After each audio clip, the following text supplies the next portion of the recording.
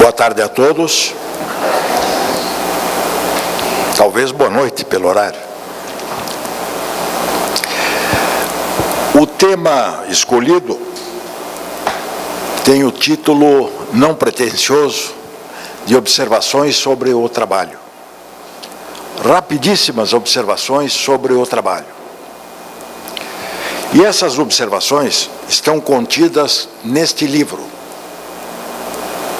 o Livro dos Espíritos, que é a obra fundamental da doutrina espírita. O tema O Trabalho, que é uma lei, está contido em 12 perguntas e respostas, e depois há um comentário pessoal do professor Hippolyte Léon Denisard Rivail, que é o nosso Allan Kardec. São 12 perguntas e respostas abordando o trabalho. Este livro está disponível na livraria da Casa de Jesus. Mas, se eventualmente alguém não puder adquirir, e isto é sempre possível, está disponível na biblioteca da Casa Espírita, que empresta livros de forma gratuita. Quem quiser pode retirá-los por empréstimo gratuito. Este e outros tantos livros. Há inúmeros títulos e exemplares na biblioteca da casa. Muito bem, para quem não sabe, eu falei que é a obra fundamental do Espiritismo, e ela veio a lume, ela foi publicada no dia 18 de abril de 1857, na cidade de Paris, França, num sábado de primavera.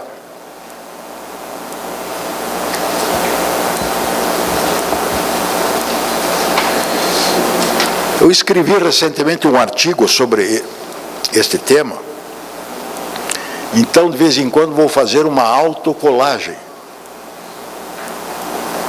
Já ouviram essa expressão? Se ela não existir, é um neologismo que eu estou criando, uma autocolagem. Bem, conhecemos pessoas que entendem que o trabalho é um castigo. Conhecemos outras tantas pessoas que acham que o trabalho é um castigo divino.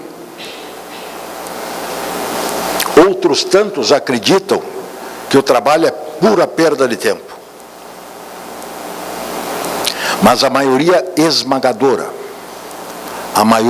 esmagadora, sem exagero, entende o trabalho como uma forma excelente de progresso e de crescimento.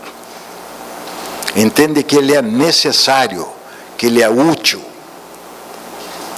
E por isso desenvolvem essas pessoas o trabalho em suas variadas expressões do melhor modo possível, com capricho, com esmero, com atenção, com competência, com cuidado, para que tudo saia do melhor jeito possível.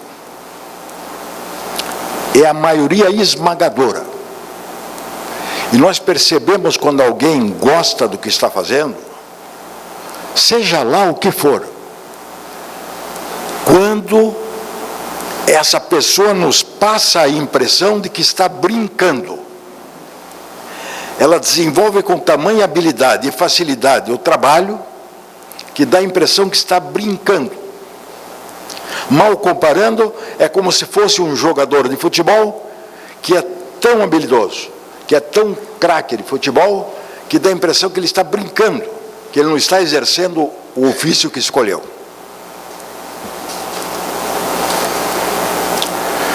Muito bem.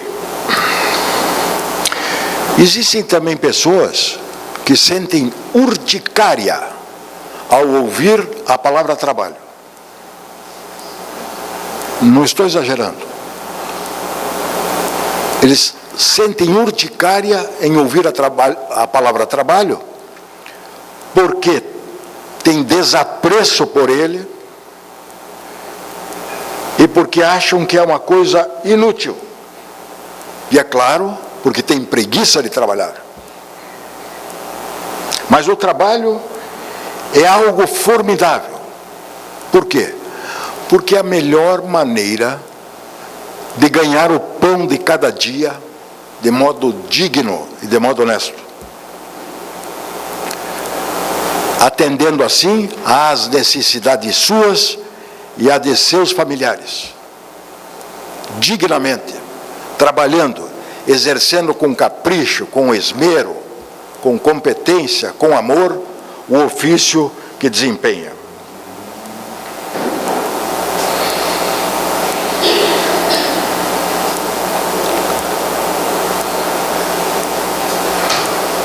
Como se sabe, nós estamos na presente encarnação, ou reencarnação, no planeta Terra, que é um planeta de provas e de expiações, onde prevalecem ainda o mal e a imperfeição. Mas no planeta Terra, nós todos vivemos no regime de interdependência. Prestemos atenção, o regime sob o qual vivemos na Terra, que é um pequeno planeta do nosso sistema solar, que faz parte de uma galáxia dentre milhões de outras galáxias do universo, o regime é de interdependência. Vale dizer, em outras palavras, todos dependemos uns dos outros, direta ou indiretamente. O que significa isso? Significa que todos os trabalhos, todas as tarefas, todas as atividades são importantes para se encontrar equilíbrio nas relações humanas e sociais. Todos os trabalhos são importantes, independentemente de serem simples ou complexos. Todos, e deles todos, nós necessitamos.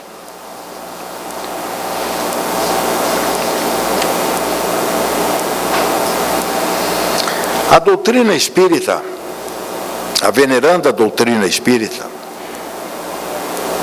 deixa muito claro que trabalho é uma lei natural. E, aliás, foi como eu falei aqui no início. Esta lei natural está lançada a partir da questão 674 do Livro dos Espíritos. São 12 questões, 12 perguntas e respostas, e mais um comentário do professor Rivaio, o nosso Allan Kardec. É uma lei natural e constitui uma necessidade. Na questão 674 está dito assim: o trabalho é lei da natureza, por isso mesmo constitui uma necessidade, e a civilização obriga o homem a trabalhar mais, porque lhe aumenta as necessidades e os gozos. Ficou claro? Essa é só a resposta da 674, então eu vou ler o que pergunta a 674.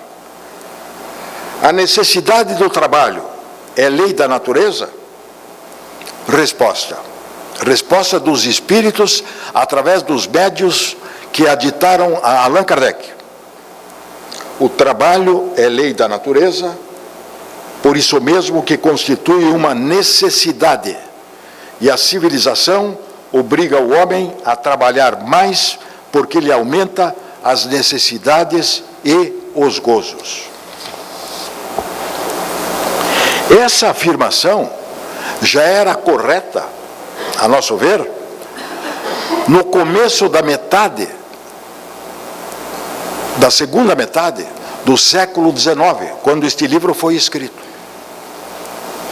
E para quem não sabe, este livro e as demais 4 obras básicas e todos os livros escritos por Kardec, ditados pelos espíritos, e alguns deles sob sua autoria mesmo, com comentários pessoais do professor Rivaio, que era um educador de primeiríssima qualidade, com livros escritos na França e adotados pelas escolas francesas, discípulo de Pestalozzi, um educador reconhecido até hoje.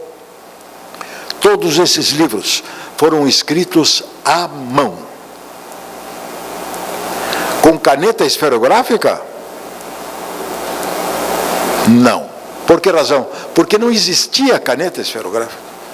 Escritos à mão com caneta bico de pena, que você molhava no tinteiro e escrevia à mão. Com luz elétrica? Havia luz elétrica em 1857? Não tinha sido descoberta a luz elétrica. Porque Thomas Alva Edison, encontrou a lâmpada incandescente apenas em outubro de 1879.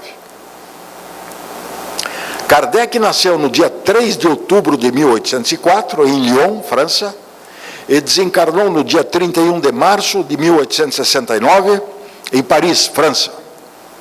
Desencarnou em 1869. E a lâmpada elétrica, a lâmpada incandescente, Edison a encontrou em outubro de 1879. O que significa dizer que a luz elétrica só chegou até nós cerca de pouquinho mais de 10 anos após a desencarnação de Kardec.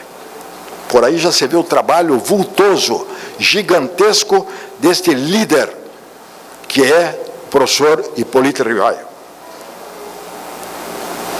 Naquela época, isso já era uma realidade, porque quanto mais se avançava, havia mais necessidades, e quanto maiores as necessidades, havia mais necessidade de trabalho para suprir essas necessidades. E isso acontece hoje. Por quê?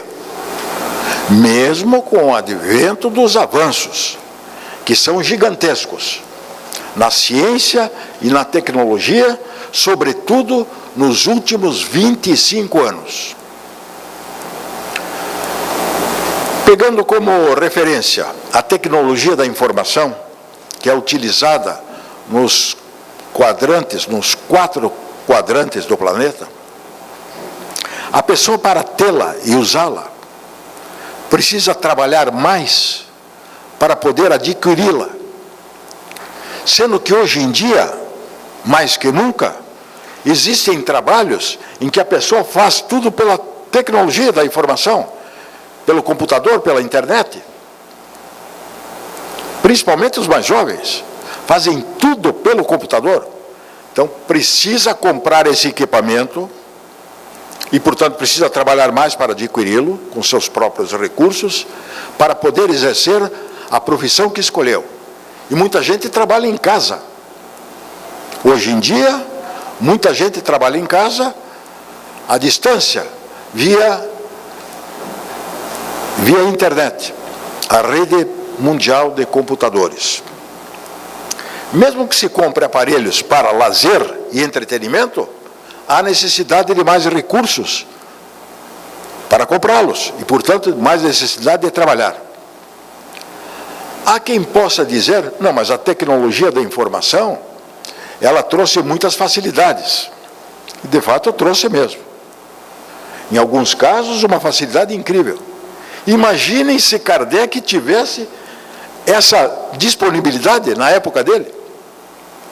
Se escrevendo à mão, com caneta bico de pena, conseguiu fazer o que fez em menos de 15 anos, transformando a humanidade, criando uma verdadeira revolução no conhecimento humano, ao demonstrar, ao comprovar cabalmente a existência do mundo espiritual, do mundo invisível, demonstrando isso a todos, a humanidade inteira, demonstrando, portanto, de que esta reencarnação, que, por exemplo, nós estamos vivendo aqui, é apenas uma, dentre tantas que já vivenciamos e outras tantas que iremos vivenciar, mostrando ao universo que todos nós somos espíritos.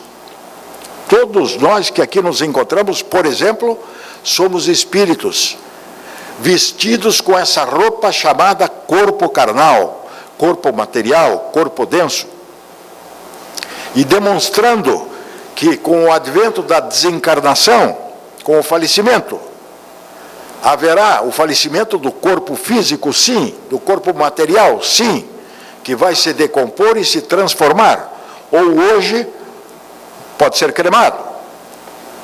Mas o espírito não. O espírito continua vivo, vivíssimo. O corpo morre, se decompõe, se transforma ou é cremado, mas o espírito sai do corpo e não sai da vida. A vida continua. Kardec trouxe essa revolução da existência do mundo invisível, do mundo espiritual, da espiritualidade. Alguém pode estar dizendo, mas como é que eu posso acreditar em algo que não vejo? Essa pergunta, ela é pertinente. Ela é pertinente. Mas existem coisas atualmente que existem e nós não vemos. Por exemplo, o ar, o vento. Alguém vê? Por gentileza, se alguém consegue ver o ar ou o vento neste auditório, por gentileza, levanta o braço. Mas existe ar? Existe vento? Claro que sim. E estudando a doutrina espírita, tudo se encadeia de uma forma fantástica.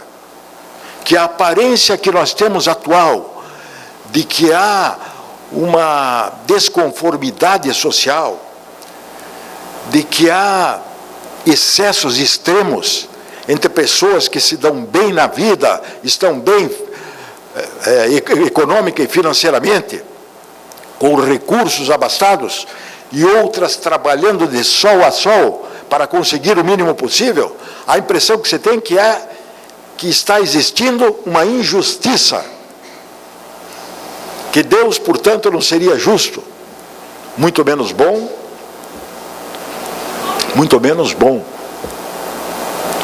e através da chave da reencarnação, com todo esse material que está disponível a qualquer um de nós conseguimos perceber que tudo está certo, apesar de todas as aparências em contrário. A desigualdade social que nós notamos tem razão de ser, mas estamos aqui para ajudar uns aos outros, porque na verdade somos todos irmãos. Neste momento, estamos em posições diversas, de pai, de mãe, de irmão, de tio, de sobrinha, de cunhado, de sogra, de enteado,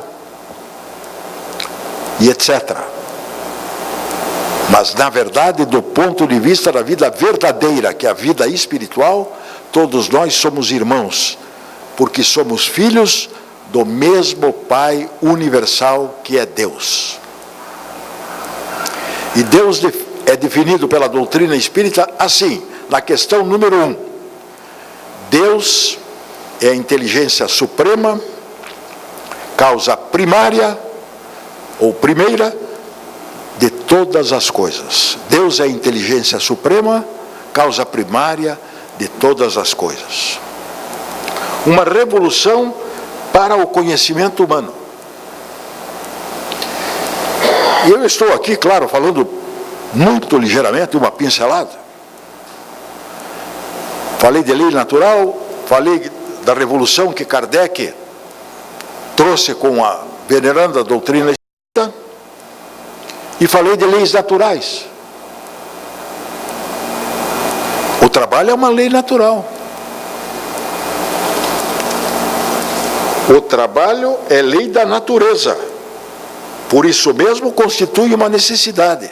Lei da natureza, lei natural, lei divina, lei de Deus. São expressões equivalentes. É uma lei natural. E queiramos ou não, enxerguemos ou não, percebamos ou não, concordemos ou não, fato é que todos nós somos regidos por leis naturais. E não apenas as mais conhecidas, da física, da química, da biologia. Todos somos regidos por leis naturais. De tal maneira que Para aqueles que têm aversão ao trabalho, ou que nele enxergam um castigo, e às vezes até um castigo divino, ou quem acha que trabalhar é pura perda de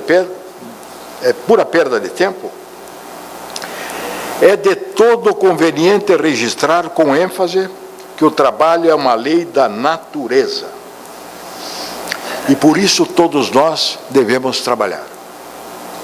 Claro que muita gente deve estar se perguntando, mas como que eu vou trabalhar se eu já tenho a idade de tantos anos e já não tenho mais forças para isso? Trabalhar dentro do limite de suas forças. Está escrito aqui, dentre essas 12 perguntas. O trabalho é algo que deve ser realizado dentro dos limites das forças. Não tem mais força, não deve mais trabalhar. Assim como há outros casos em que não se pode trabalhar, a pessoa não tem condição, tem um problema patológico, irreversível, ou não tem condições de comunicação, ou tem problemas de ordem médica também muito complicados, ou sofreu um acidente e ficou cego por completo, como eu conheço gente assim. E aliás conheci um rapaz assim, que não era cego, e sofreu um acidente de moto e ficou cego das duas vistas. E nada obstante, ele se inscreveu no curso de Direito e completou o curso de Direito. E é formado e exerce a profissão. Isto em Curitiba. Aliás, para quem não sabe, em Curitiba, sede do Tribunal Regional do Trabalho, da região, existe um juiz que é cego. Alguém sabia disso? Não? É possível. Com esforço, a pessoa consegue. Claro que existe a necessidade de um aparato para isso, né? Para o juiz, alguém ditar. O mesmo caso do aluno. Como é que ele vai fazer a prova, por exemplo? O professor, ele levava uma máquina de escrever, porque isso é uma coisa antiga, daquelas mecânicas. O professor ditava a questão, ele digitava, ele datilografava, como se dizia. O professor perguntava se precisava repetir a questão, porque se ele tinha entendido, ele disse que sim. E quando terminasse a resposta, ele levantaria o braço. Respondia, e quando terminava, ele levantava o braço, o professor ia lá e ditava a próxima questão. E assim ia indo. E foi bem, muito bem, e vai bem até hoje profissionalmente. Muito bem. Então é importante que leiamos essas 12 questões para nos inteirarmos e nos esclarecermos a respeito do trabalho, para que possamos aplicá-lo em nosso dia a dia. E, aliás, de cujo conteúdo podemos tirar muitas conclusões importantes. Por exemplo,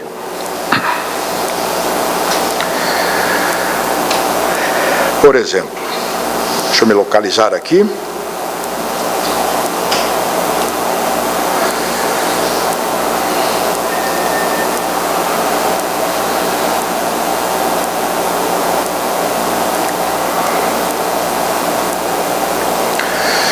Qualquer trabalho contribui para o nosso desenvolvimento, para o nosso aperfeiçoamento pessoal. E como claramente explicado pelo Espiritismo, toda ocupação útil é trabalho. Esta frase é de lapidar importância, e por isso eu vou repetir. Toda ocupação útil é trabalho. O que significa dizer, decompondo a informação, que por trabalho não se deve entender apenas aquele que ofereça remuneração econômica, financeira. Toda ocupação útil é trabalho. Se a pessoa é útil, e de preferência que seja cada vez mais útil, onde quer que se encontre, ela está trabalhando. você presta uma informação a alguém correta, é um trabalho. Você presta atenção no seu conhecido interlocutor, que está com o coração combalido, preocupado, com N problemas de toda a ordem, familiar, profissional, etc. Se você presta atenção no que ele está falando, com interesse, e de preferência não o interrompe, você está sendo útil, você está prestando um trabalho, você está ajudando aquela pessoa a desabafar, e com isso a melhorar intimamente, e através de uma conversa de preferência fraternal, quem sabe encontrar um novo rumo para aquela problemática e ultrapassá-la e seguir em frente, como todos devemos fazer. Porque, na verdade, sobre a terra não há quem não tenha dificuldade, quem não tenha problema, quem não tenha tribulação. Isto não existe. Pode não existir neste exato momento, mas ou já existiu ou vai existir para frente. Por quê? Porque o planeta Terra é um planeta de categoria inferior do universo, onde prevalece o mal e a imperfeição, e, portanto, há problemas. Mas se nós pegarmos essa informação, a Terra é comandada não, seria uma expressão muito forte. Na Terra existe a prevalência do mal e da imperfeição. Que conclusão nós podemos tirar disso?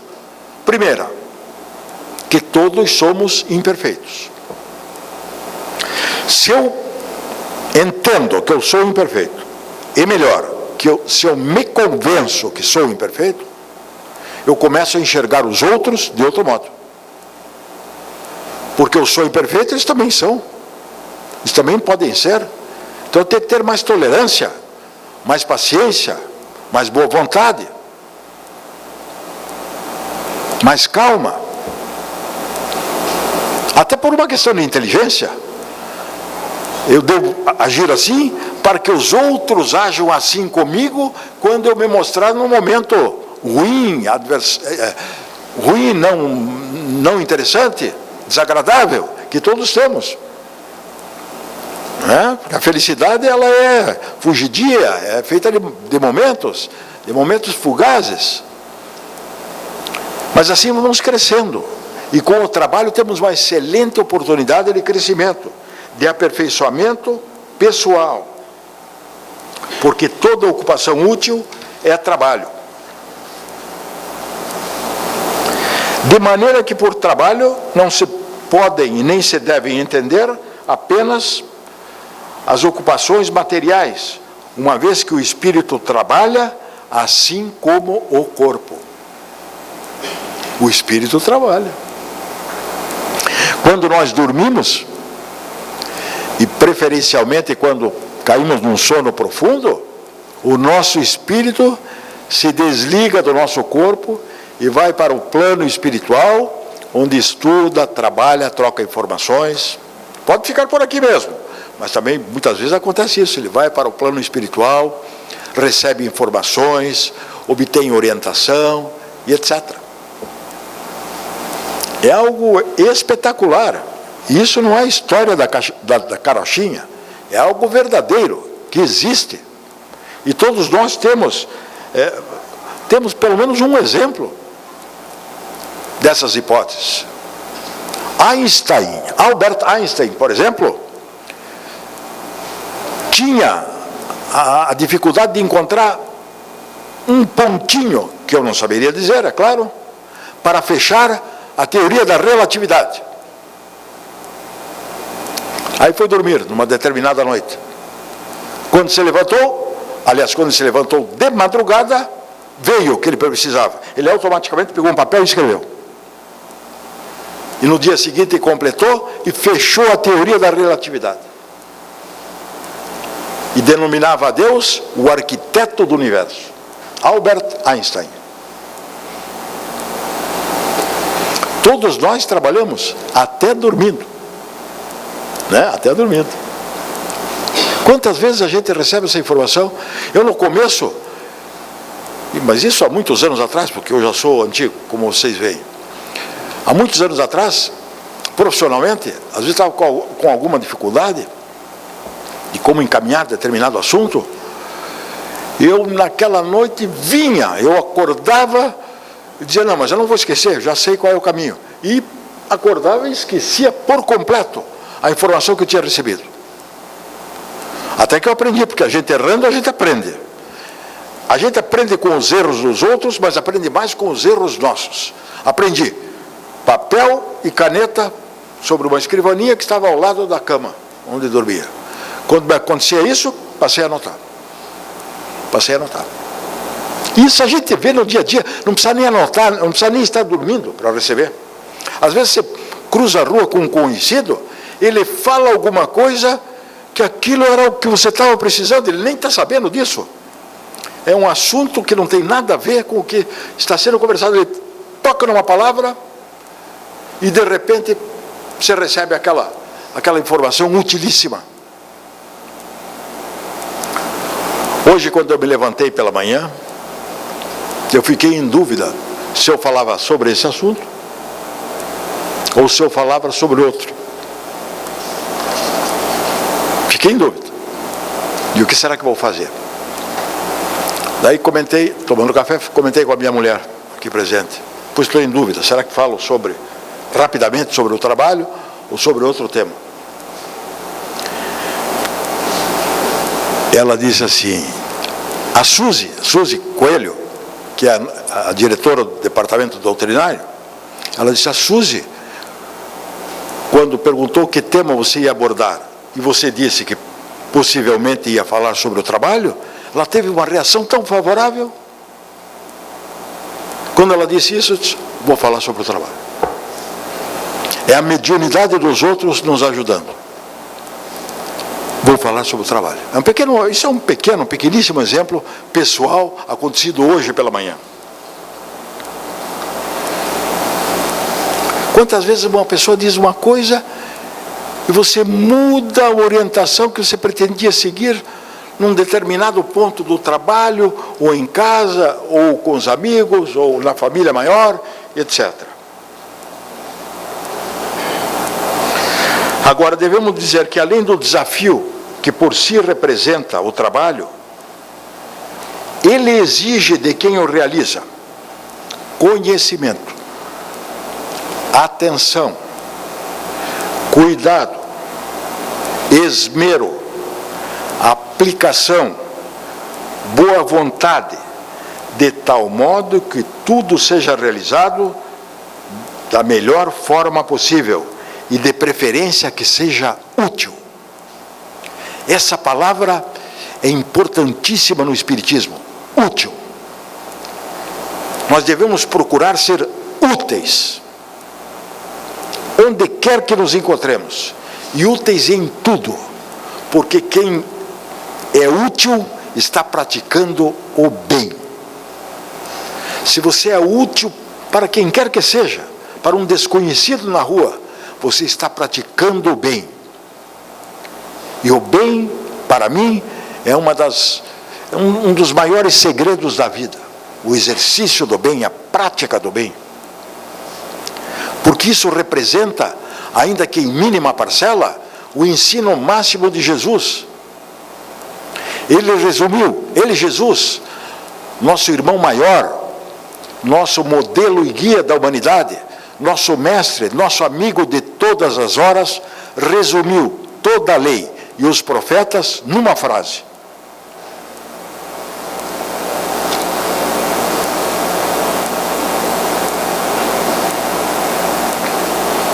Que todos nós conhecemos. Antes de eu dizer, eu vou dizer que novamente eu cometi algo errado. O expositor não deve tomar água enquanto está expondo. Li recentemente num livro sobre comunicação. E a explicação era a seguinte: se o expositor toma um pouco d'água, o auditório está vendo, porque ele está num lugar mais alto, né? Alguém pode estar com sede e sentirá mais sede ainda ao vê-lo tomar um gole d'água, né? Mas eu vou tomar mais um golinho e já vou dizer por quê.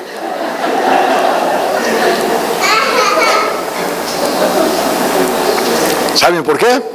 Porque assim eu crio, entre aspas, a oportunidade de todos aqui presentes irem treinando a paciência, a tolerância e, sobretudo, o perdão desta falha. É uma oportunidade, não é? Agora eu vou concluir o ensino máximo de Jesus, que todos nós sabemos quase que de cor e salteado. Amar a Deus sobre todas as coisas e ao próximo como a si mesmo. E nesta frase, você extrai duas conclusões. A primeira: quem ama a Deus sobre todas as coisas, estará amando ao próximo como a si mesmo. E a recíproca é verdadeira. Quem ama ao próximo como a si mesmo, estará amando por este motivo, ipso facto, a Deus sobre todas as coisas. E detalhe, para amar ao próximo como a si mesmo, é preciso amar-se. Amar-se. Eu preciso me amar para poder amar plenamente ao próximo. É claro que enquanto a gente não consegue amar-se completamente, a gente vai amando como é possível. Vamos amando, vamos treinando, né? E para amar-se é preciso conhecer-se. Está lá na questão 919 do Livro dos Espíritos. Este livro aqui, 919.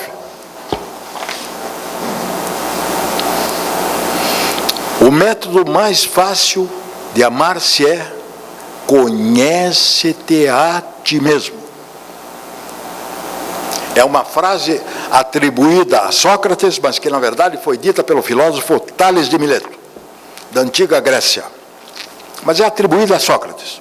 Também não importa que seja Sócrates ou Tales de Mileto. O importante é a frase: conhece-te a ti mesmo. Então eu preciso me conhecer para poder amar plenamente ao próximo.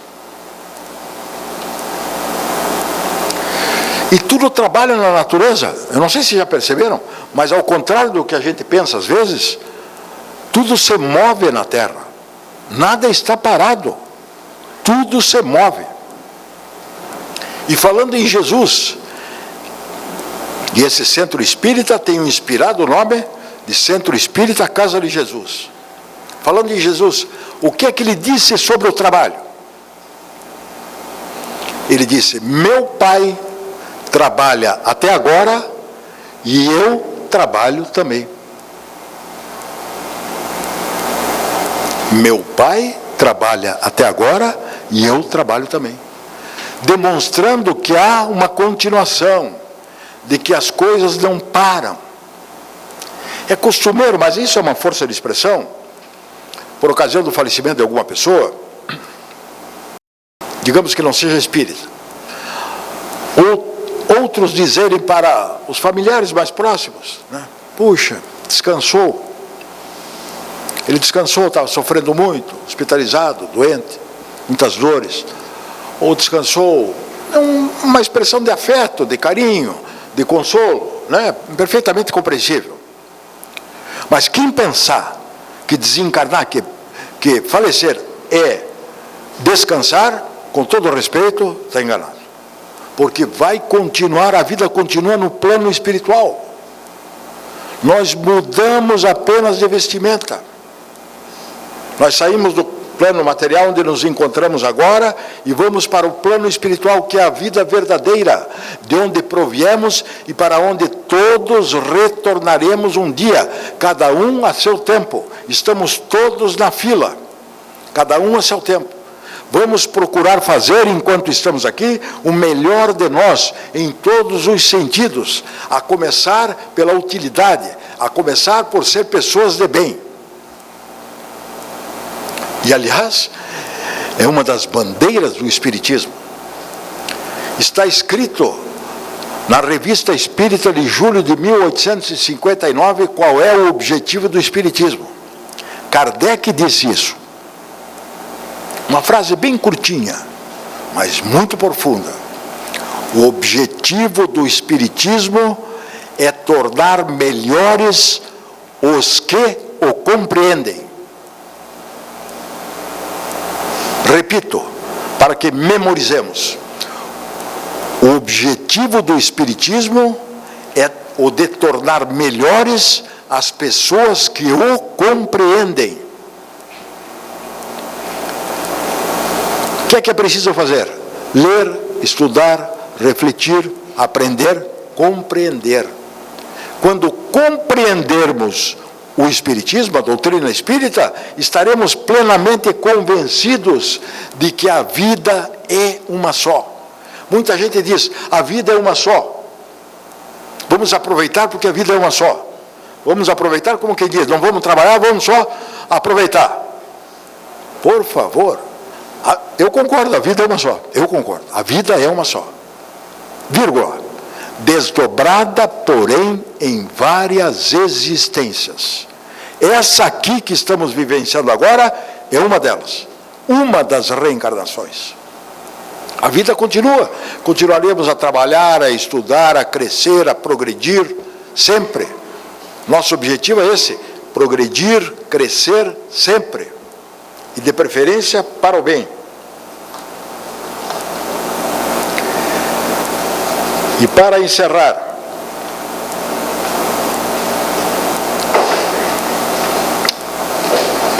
além do aperfeiçoamento que o trabalho proporciona, ele proporciona aprendizado, nós aprendemos com o trabalho.